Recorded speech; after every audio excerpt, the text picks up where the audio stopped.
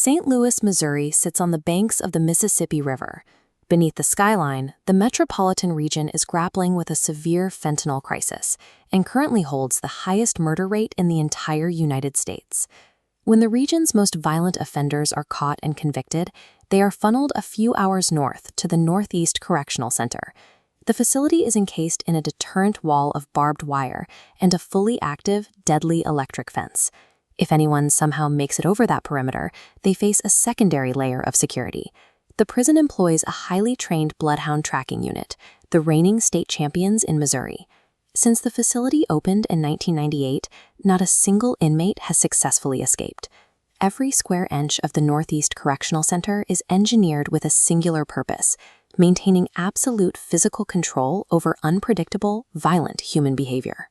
Inside the main population wing, known as the B-side, over 1,500 men are packed together. At night, 2 men are confined to a single cramped cell. During the day, up to 16 men share a single shower. Life here is a daily exercise in the survival of the fittest.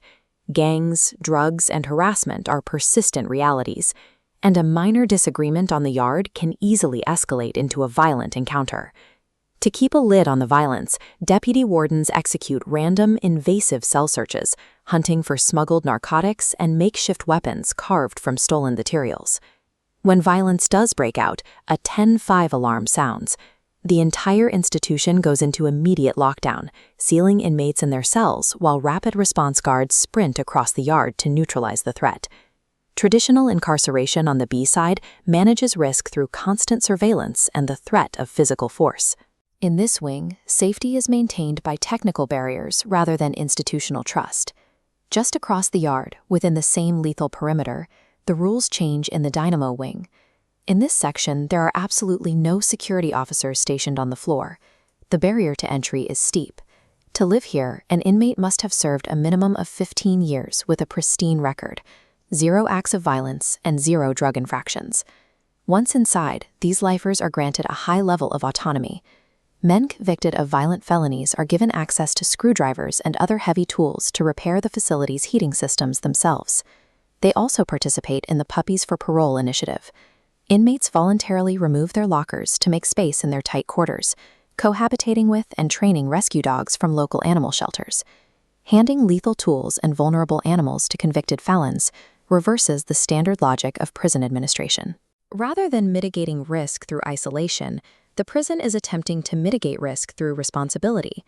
This split-screen diagram illustrates the core drivers of 2 vastly different justice systems. On the left is the traditional U.S. model, built on control and deprivation, and on the right is the Norwegian model, which prioritizes autonomy and rehabilitation.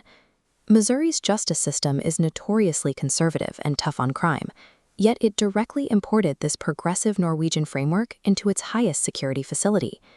The men in the Dynamo wing channel their tools and their time into restorative justice projects, building custom wooden items to be auctioned off for local charities, including battered women's shelters. A strict conservative state adopted this policy for a highly practical reason. Giving long-term inmates a sense of purpose and a duty to the outside community is remarkably effective at pacifying violent individuals. When a newly approved resident steps off the transfer bus and enters the Dynamo program, the emotional shift is immediate. Many of these men have been serving life sentences and haven't slept in a room without another man for over 2 decades. The core architectural feature that defines the A-side is the individual single-occupant cell, complete with a personal desk and a large window.